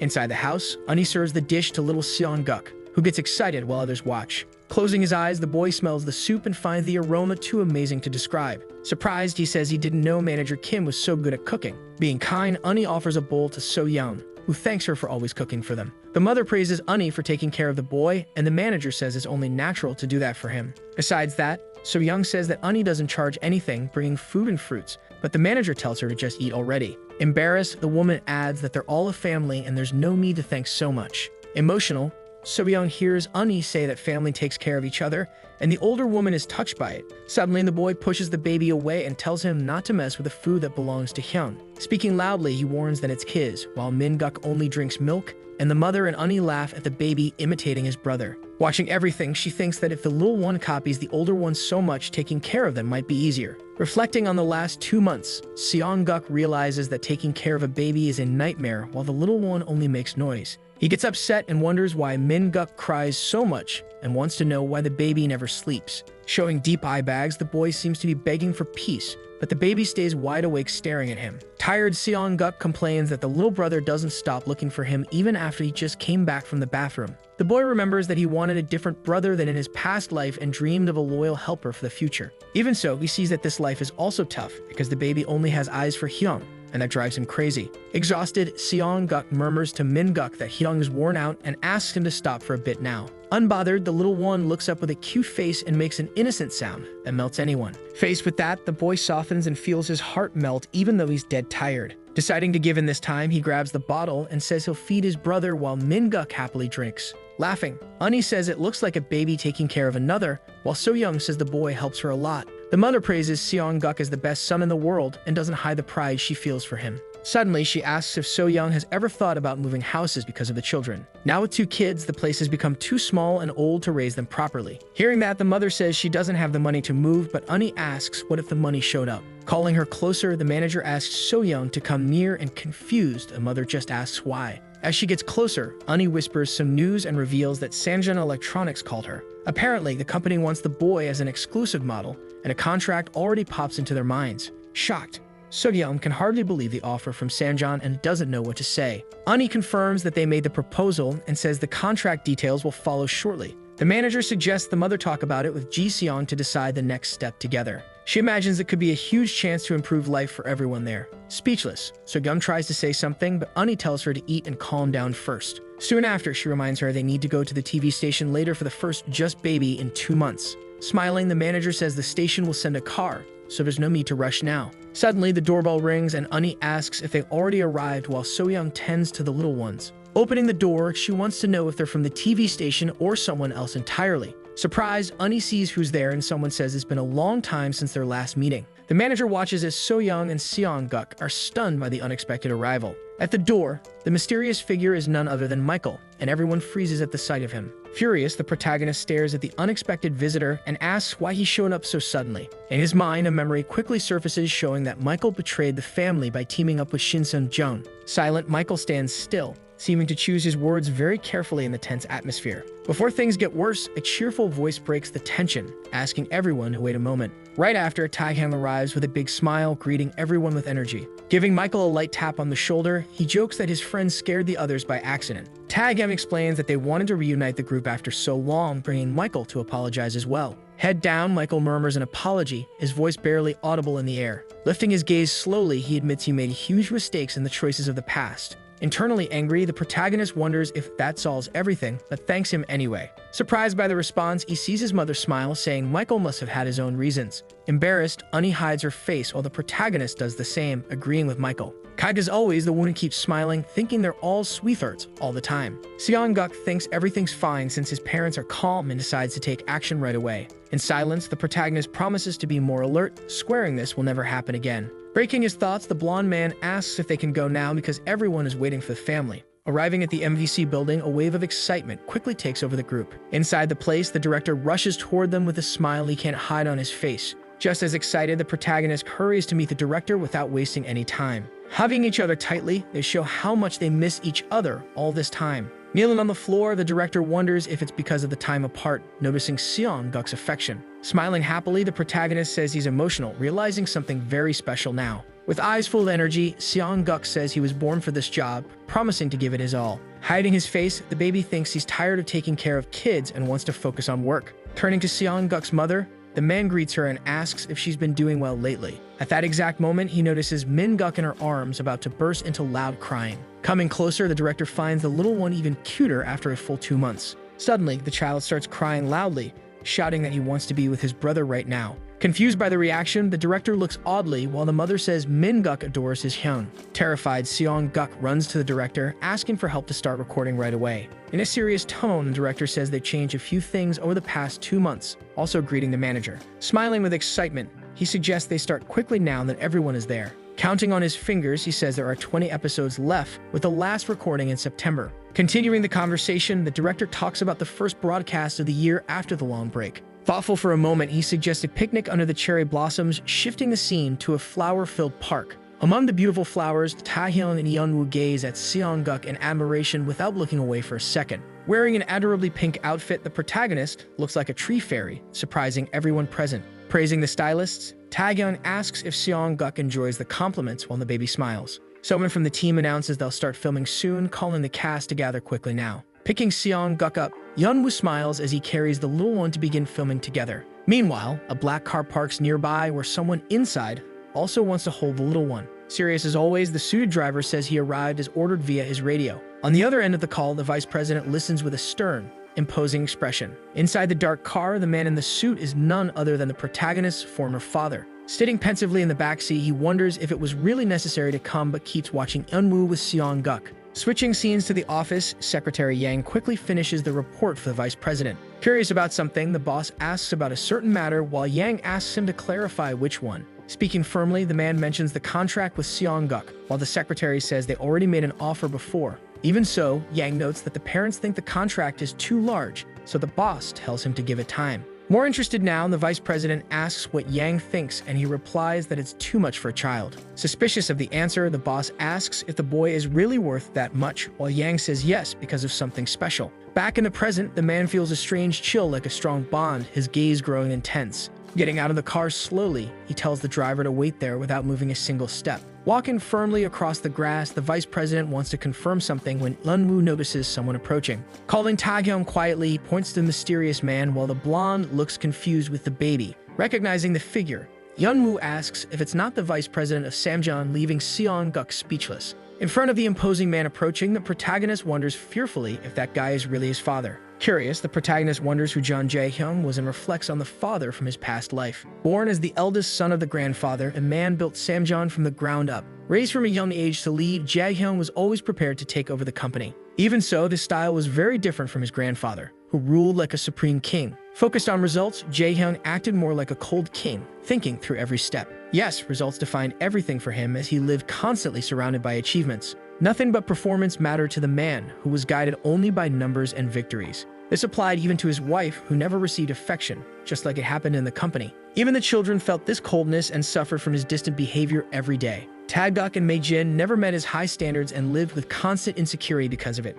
Unlike his siblings, the protagonist ignored the pressure and thought himself brilliant for doing so. Despite his success, his relationship with Jae-hyung was tense, full of friction between them. In an old memory, the father greets him with a simple hello before observing everything. Showing only a slight smile, he seemed to analyze every detail around him. Father and son had a strange connection that irritated them both, but something was about to change. Back in the present, the protagonist calls Seong-guk dad by accident. Surprised by the word, the man repeats dad as a soft smile appears on his face. Quickly, the boy realizes the mistake, since the word slipped out without him planning it. Ignoring the slip, the man steps closer and calls him by name with a smile. Crouching to the baby's level, he asks if the boy recognizes him from somewhere. Nervous with the insistence, the protagonist stammers that he doesn't know anything about that. Confused by the denial, Jae-hyung says he heard it clearly before squeezing the duck costume. Getting even closer, he insists that he's sure, while the boy finds him stubborn. Suddenly, the director appears on set and finds it strange to see Vice President Jae-hyun there. Running over to the important man so young, and the director asks what he's doing in that place. Smiling calmly, Jae-hyun explains that he came to see Seong-guk without drawing too much attention. Startled by the answer, the director says the child actor's name, not understanding the reason. Noticing the boy's shining eyes, the man recalls his youth while Seong-guk reflects.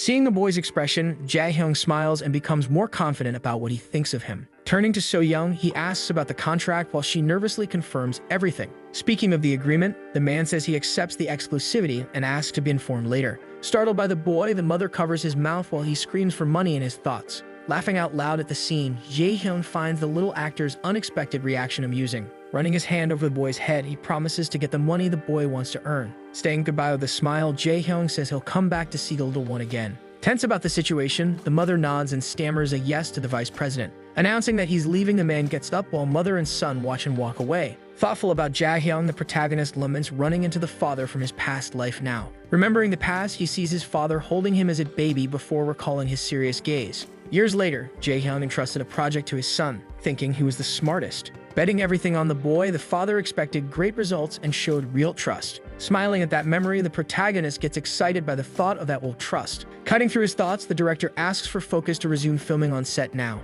Back in the present, excited Seong-guk decides to focus on the life he's living now. While the cameras roll, the picnic special continues with spring filling the air. Soon after comes May, bringing the Children's Day special to film more scenes. In July, summer vacation arrives, heating up filming for the whole show. With leaves falling in the new season, a loud scream cuts through the silence outside. It's crazy fans screaming at the idols, holding signs with their names. In the fan chaos, the mother holds the boy while the assistant complains about the mess. Irritated by the turmoil, the assistant says filming is hard and the little one asks to be put down. Talking about the group Just, he says fans invade sets to see the famous boys. Showing the now-grown Just, they comment that the boys have changed a lot recently. With the success of Just Baby, the group shines in shows and albums that took them to the top. Of course, Seong-guk also starred in famous commercials and became a clothing ad star. In a commercial for fancy products, the boy smiles holding the package, looking totally happy. Enjoying every second, the little one embraces this phase full of success and fame. All this success helped the team, with directors earning bonuses for good results. Back to the serious topic, the assistant talks to the mother about the end of Just Baby. Saying the next shoot may be the last, he walks off while the boy ignores everything. A strange feeling lingers on set, with a hand hesitating in the air for a moment. Slowly closing into a fist, the hand tightens firmly as tension builds in that place. Suddenly, the boy widens his eyes because something catches him off guard at that moment. Someone tugs on little Seong-guk's clothes while a voice asks for a quick favor. Surprised by the quick touch, Taehyun immediately asks for silence. The protagonist notices the idol's fear, who, despite being scared, still worries about fans hearing. So the boy calls him a true star. After the initial shock, the blonde asks the little one about the favor he had requested earlier. At that moment, the assistant appears, wanting to know why the two are off the filming set. With the boy, Taehyung starts to explain the situation to the assistant, saying he was waiting for Seong-guk to choose the main track. Already in the recording studio, the man hands a microphone to the blonde, who asks if they're really going to film everything so naturally. With the camera already rolling, the director directly asks Taehyung what happened outside. Smiling at the lens, the blonde says they're about to launch the group's next album. He explains that all the songs are ready, but the members can't decide which one should be the main track. Because of that confusion, Taehyung reveals he asked Seong-guk to make the final choice, leaving the others quite surprised. The director thinks Seong-guk is smart, but asks if letting a 3-year-old decide is really a good idea, while the little one listens seriously with headphones on. Laughing awkwardly, Taehyung admits that at first they hesitated a lot about this crazy idea. Even so, he says that Seong-guk influenced them a lot over the past year, though the boy doesn't understand the compliment. The assistant recalls that taking care of the little one taught the group a lot despite all the mess they made, while holding a sign about acting without thinking. The group wants to leave Seong-guk's mark on the album as a memory, since the show is almost over. So the pink-haired one and Lucas excitedly ask which song he prefers between the second and third. Focused, Seong-guk stays quiet for a moment, holding the headphones close to his face. Eager for an answer, the pink-haired one asks directly what the little one thinks of the tracks he heard. With a smug look, Seong-guk thinks that asking for his opinion was a clever move. After all, this Hyun knows the future and knows what's best. Then, full of confidence, the boy points to a CD on the floor, firmly indicating his final choice. Lucas is shocked by the decision and asks if it's really that one, while the pink-haired one cheers, saying he always trusted Seong-guk's taste, who only smiles, satisfied. The director asks in surprise which song was chosen, and Taehyung answers with a smile that Jaehyun helped produce it. Among the 3 options, this one has the most different style of all, so the pink-haired one explains that only Jaehyun and Eum-seon didn't want it as a B-side. Seong-guk gives a clever smile, thinking that of course he was absolutely sure of this choice. The little one remembers that in his past life, It's a Lie was a B-side, but even so, it ranked first for 5 weeks on the charts. Even people who didn't like music ended up singing the lyrics, since it played non-stop everywhere, and Seong-guk thinks that as a main track, it would be even more famous. Desperate, Lucas asks the boy to reconsider while squeezing his cheeks, suggesting that way to you might be better. Annoyed, Seong-guk shakes his head and firmly points again to the CD on the floor, showing he won't change his mind. Decided, the little one picks up the disc and says it can only be that track, while Taehyung watches the scene, a bit surprised. Holding It's a Lie in his hands, Seong-guk lifts it like a trophy, showing total certainty in his choice.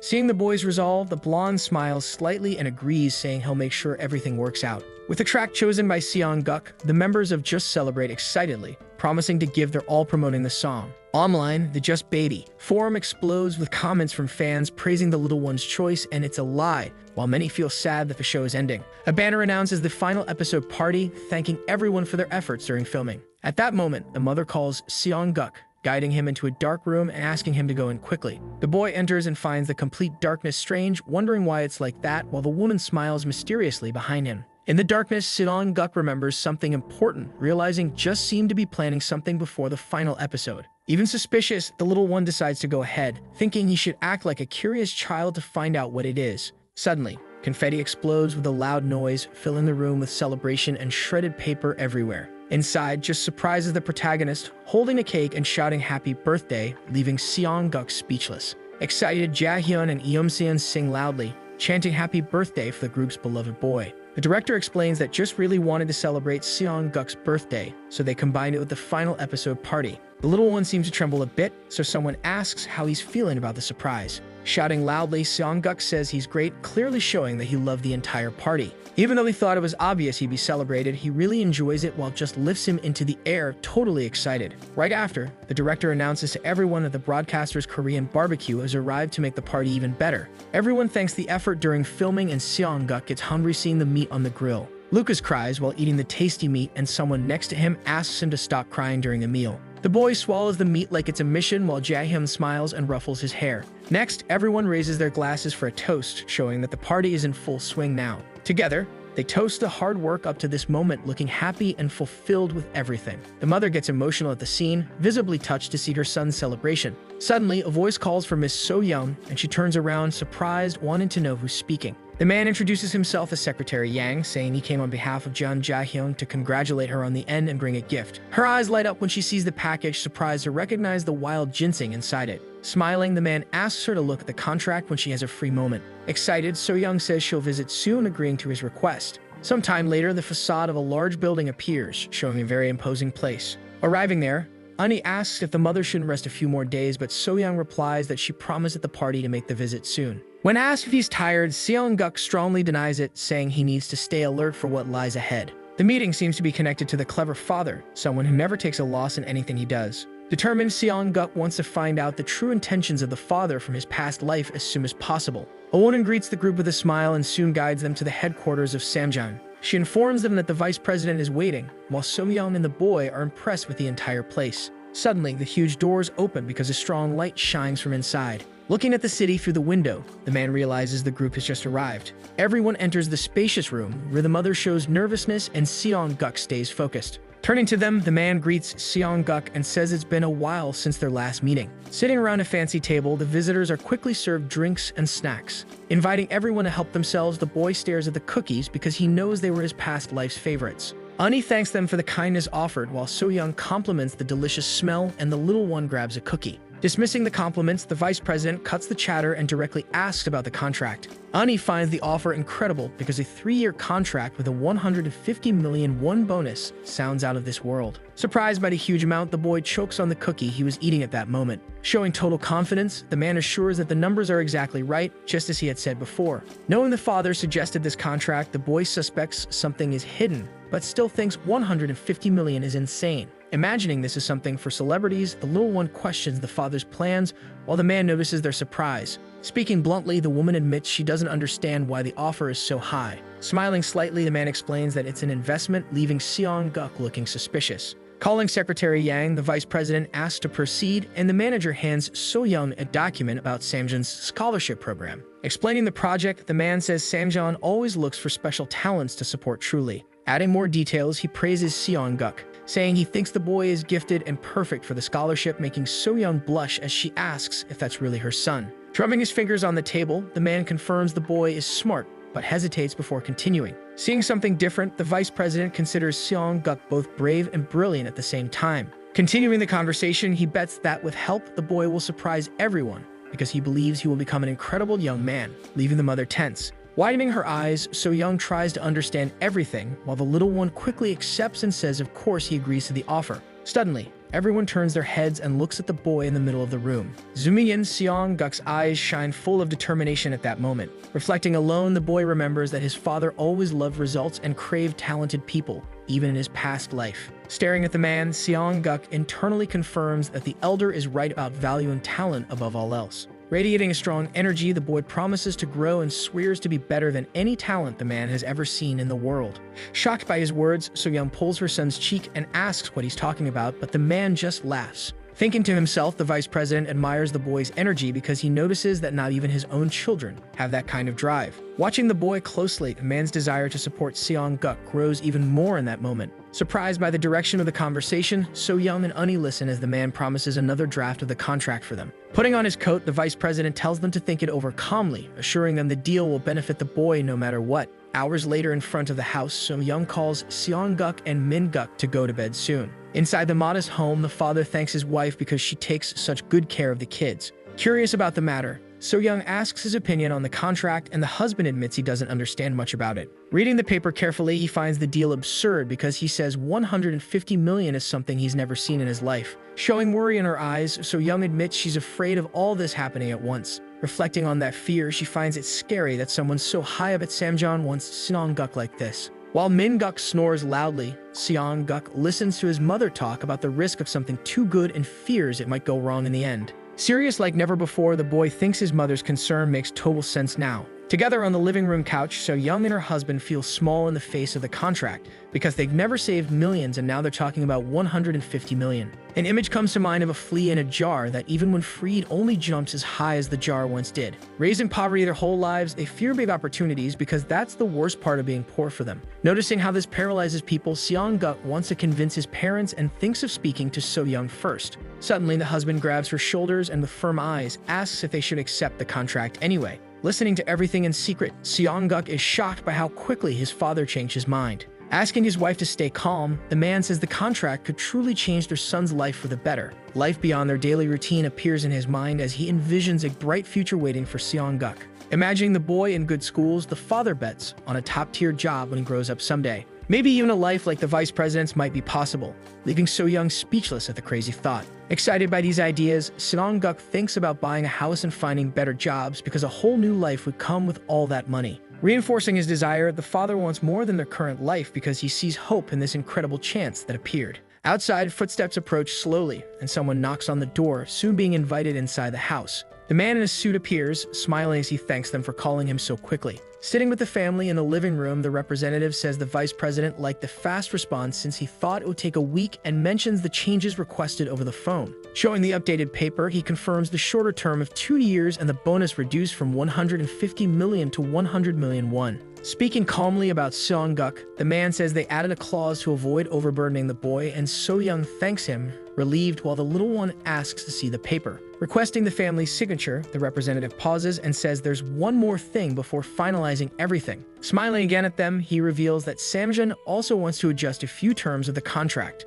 Shocked by this news, the family stares at the man as Seong-guk is surprised and the representative asks if the extra changes at the end are okay. Facing the surprised family, the man asks if everyone accepts the changes brought by the contract. Nervously, So-young wants to know which terms the representative wants to modify today. Smiling, the man says he needs to talk about 2 things first, and then shows a paper about Samjeon Electronics stocks. Suddenly, Seong-guk quickly grabs the documents from the representative's hands. Snatching the papers, the boy surprises the man who yells his name while So-young covers her mouth embarrassed. Very focused, Seong-guk looks over the documents and shows curiosity about what's written. Politely, the representative asks for the papers back and explains that they're adult matters like stocks and apartments. Ignoring everything, Seong-guk grows serious and asks what that means before calling the man Secretary Yang. Hearing about stocks and an apartment, Secretary Yang is shocked by the clever boy's reaction. All excited, Seong-guk smiles while holding the papers and says he's curious about what's inside. Awkwardly, Secretary Yang kneels and watches the little one hold the document tightly in his hands.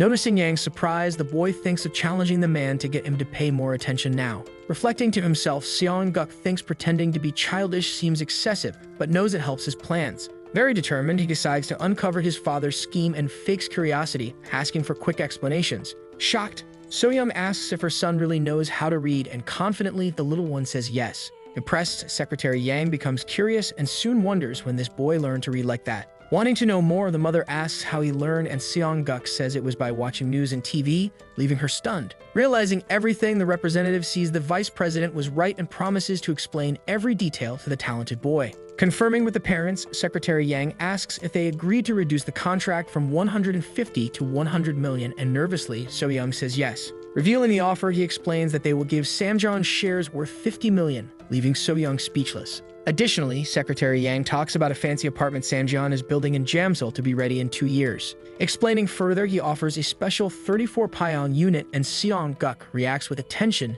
to the generous offer. Stammering in surprise, So-young thinks it's all too much, while Seong-guk thinks stocks and a home sound great. Reading the paper, the boy finds the hidden trick with a clause requiring 2 years of service or the taxes fall on them. Basically, the father wants to buy loyalty with promises that only come after 2 years, if he thinks they deserve it. Using rewards as bait, the father manipulates everyone and ensures obedience with these future promises. Recognizing his father's style, Seong-guk thinks it's a good tactic and typical of Jeon Ja-hyun as always. Going back to pretending, he tugs on Yang's sleeve and excitedly asks to sign everything, while the mother and the secretary are shocked. Trying to stop him, So-young says he can't, but stubbornly, the little one insists, thinking about the future value of the shares. Imagining prices in Jamsil, he knows the contract is essential and mentally decides to take it all for himself. Shouting her son's name, So-young grows desperate, and the manager beside her looks worried about the scene. Soon, Unnie insists they accept the offer and says it's a once-in-a-lifetime opportunity for the whole family. Thanking Secretary Yang, the manager praises the great terms he brought in today's proposal. Revealing a plan, she suggests creating a company to make a business-to-business agreement and surprises Yang. Explaining further, the manager says it'll be a company just for Seong-guk to manage his own interests exclusively. Detailing the idea, she talks about SKJ Entertainment as a one-person agency, leaving Yang excited. Liking the plan, Seong-guk predicts that many other contracts will appear in the future because of this. Smiling happily, he thinks it's his first company with his name and feels proud of the idea. Remembering days ago, the boy knows he planted the suggestion in businessman Kim and later praised the brilliant idea. Revealing his plans, Seong-guk wants to start small to later turn the agency into a global giant. Offering help, Secretary Yang gets excited to build the agency, while the manager is surprised and Seong-guk watches. Pressing the seal on the contract, the boy smiles determinedly and can't wait to work with them now. Watching everything, the adults see the little one beaming with the signed paper, and he happily says it's all his. When night falls, the scene shifts to the family's house and shows a new moment. Sitting with his father, the boy reviews the papers and the man processes that they got these amazing terms. Scratching his head, the father seems overwhelmed with stocks and an apartment while his son reads so much. Hugging Seong-guk, the father still has doubts and wonders if the boy understands or is simply a genius. Full of pride, the man squeezes his son in his arms and asks him to let go of something without explaining what. Suggesting dinner, So-young shows a full table with a special meal prepared for everyone. Surprised, the father sees expensive food like Bulgogian fish, and the mother explains they used in advance from the contract. Reassuring him, So-young says she didn't spend much and just wanted to give the family a small luxury. Proposing something, the father wants to mix meat into baby Min-guk's food since he's never tasted meat before. Asking the boy, So-young holds the baby, and excitedly Seong-guk quickly agrees with the idea. Speaking loudly, he says that skimping on food is bad and encourages everyone to eat right away without delay. Seeing their son so cheerful, the parents smile and think about how different this boy is from others. Changing the subject, the father hesitates to talk about his boss, and the mother grows curious about what happened. Recalling the moment, the man says he asked to go his own way, and the boss supported the idea. Adding more, the boss suggested opening a shop, surprising So-young and the kids at the time. Explaining, he says the boys' money helps, and if they save well, they could buy a place in 2 years. Offering help, the boss will teach them bossum recipes and business management while So-young encourages her husband brightly. All excited, Seong-guk supports his father, who asks if he's serious and thanks his son emotionally. Caressing the boy, the father says he now has a dream because of Seong-guk, who promises to earn a lot in 2 years. In office at night, a man talks about Yang, who confidently recommended the boy to the vice president. Curious, Seon-mai answers the phone and asks to hear more about what's happening now. Revealing the news, she says they signed the Samjan and leaves the listener interested in the story. Continuing, the woman asks about the one-person agency, and the man listens attentively to everything. Happily thanking him, Sunmei praises the good work and smiles at the news she just received. Angry, the man clenches his fists tightly and his eyes show rage while he doubts what he just heard. So the video ends here. If you don't want to miss the next part, activate the notification bell, and see you next time on Tob's channel.